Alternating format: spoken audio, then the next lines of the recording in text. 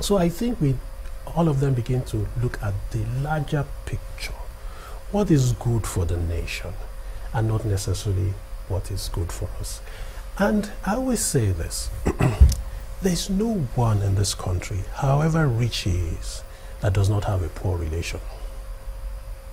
Back in his village or somewhere, you must have a poor relation. Think of those poor relations. Secondly, you have all the money to be flown abroad when you fall ill or you have an accident.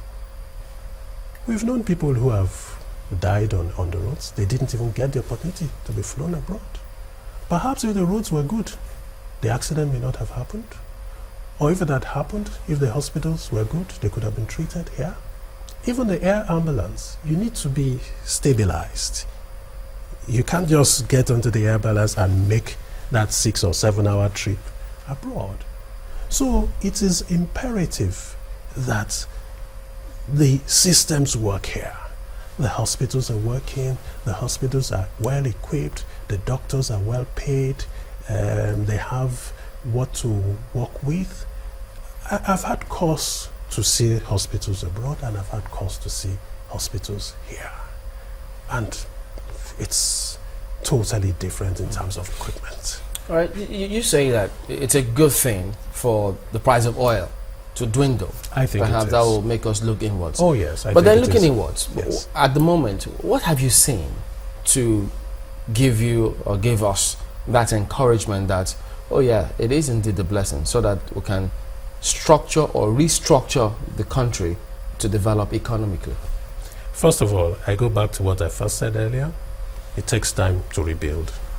We've had at least 16 years of ineptitude, of maladministration, of mismanagement, of misadministration, and wanton stealing of funds. 16 years at least. It's going to take a lot to do that. I'm not sure the present government was aware or knew the magnitude of what they were going to find when they got into government. All of us here are hearing figures that are mind-boggling. I heard you when you were talking about some figures now. But you see, we're beginning to see things. The TSA, as far as I'm concerned, is a positive step. The efficiency unit and the Ministry of Finance is a positive step. The President's trip, we have already seen what is going to come out of the trip to China. And I'm sure all the other trips to America and everywhere, you will see. In fact, I will tell people, the fact that the President is being invited to these places is a positive sign. In the diplomatic world, there's a way of just shelving you and not inviting you to places, giving you the cold shoulder. When you are invited, that means we want to engage you. We see your country as a country that should be in the committee of nations. And Nigeria is resetting.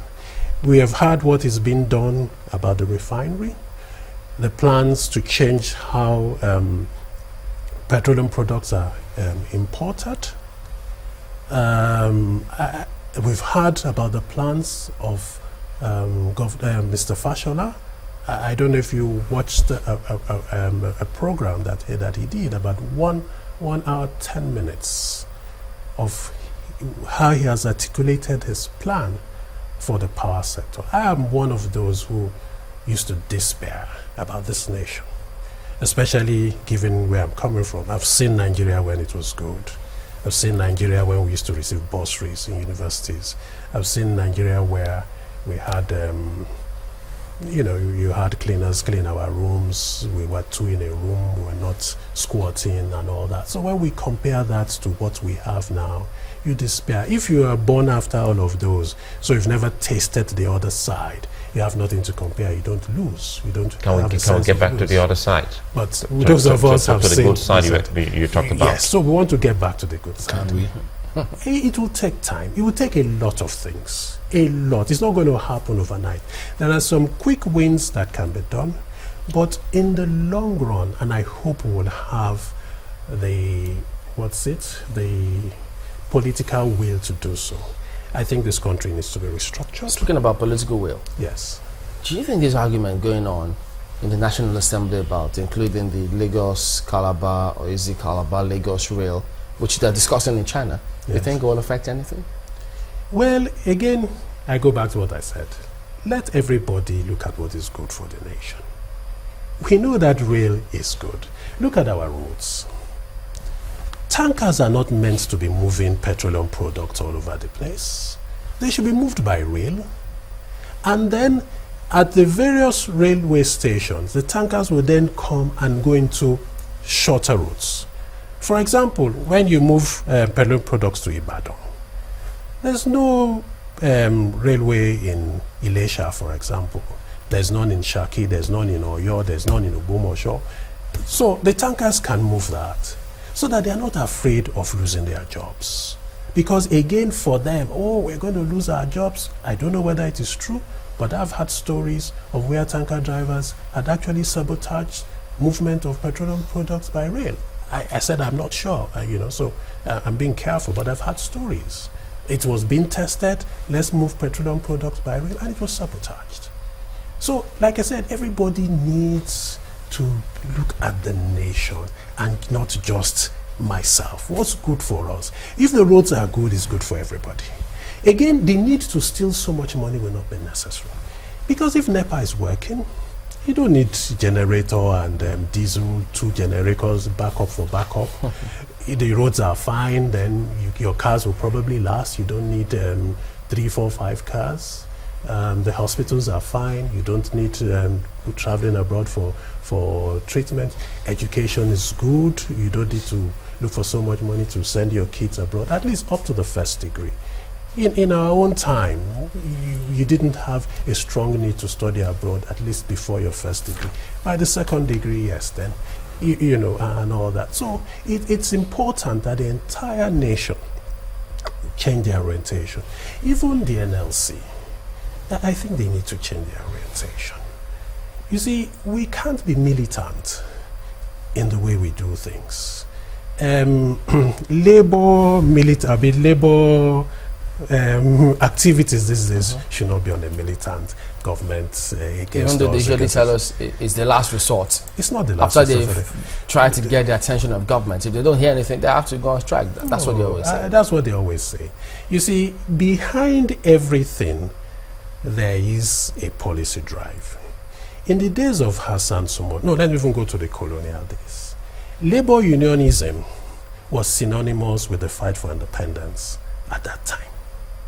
So that's why you had the way the likes of Michael Imodu and the way they did things. In the military days, underlying Hassan Sumona and all those guys was, we want democracy.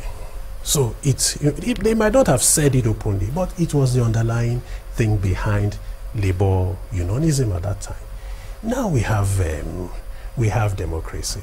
We need to do things properly. Engagement is better. You go on strike and say certain things should not be changed. And those things, if they are changed, will create more jobs. Is it not better to allow those things to change and there are more jobs for members of your union than to say, no, it must not change, that we cannot be removed, we cannot be sacked, you cannot remove subsidy. Look at diesel now. They always say, look, follow due process if you have to change some of those things, which is usually part of that. But we'll get your point. I'm an observer, so I'm speaking from the viewpoint of an observer. All right, then we appreciate your thoughts. Mr. Dapo Oyewunmi is the CEO, Center for Law and Business. Thank you for coming on this morning. Thank you very much. Well, we continue in this theme, visits to China, seeking funds to, of course, fund the budget. We'll be back and get more perspective on the matter. Don't go away.